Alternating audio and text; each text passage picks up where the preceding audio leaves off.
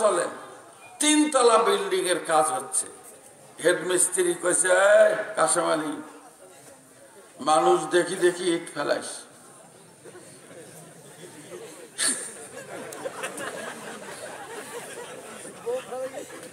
এই কাশেম আলী 4-5 ইট হাতে নিয়ে দাঁড়ে থাকে, কতক্ষণে মানুষ আসবে।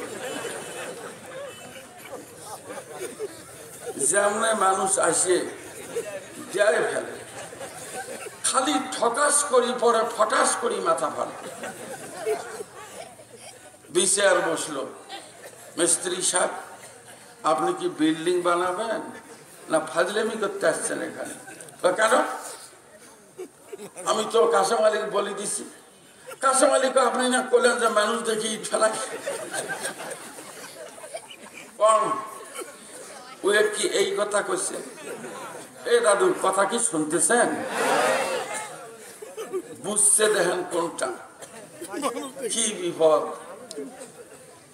250 কেজি ওজন, হাঁটতে পারে না। ডাক্তারের কাছে কইছে, স্যার দেখেন না এখন ঠ্যাং কিরকম মোটা, স্যার ঔষধ দেন আমি চিকন হব। ডাক্তার লিখে দিচ্ছে সকালে 2টা পাতলা রুটি, রাতে শোয়ার সময় 2টা পাতলা রুটি খাবেন। ওই এটা পরিবার, স্যার রুটি তো খাবো কিন্তু সেটা খাওয়ার আগে না পরে। কোন এই লোক বুঝছে কিছু? হ্যাঁ বুঝছে কিছু? বোঝে নাই। শোনা ভাই, কাম দেবেন না, ইয়া বিলকুল ইবলিস কা তালবিস है। এটা শয়তানি ধোঁকা। আমার দিকে তাকান, জাতির কপালে আগুন লেগেছে। তাহলে এতগুলো কথা দিয়ে আমি কি বুঝাতে চাই? কি বুঝাতে চাই?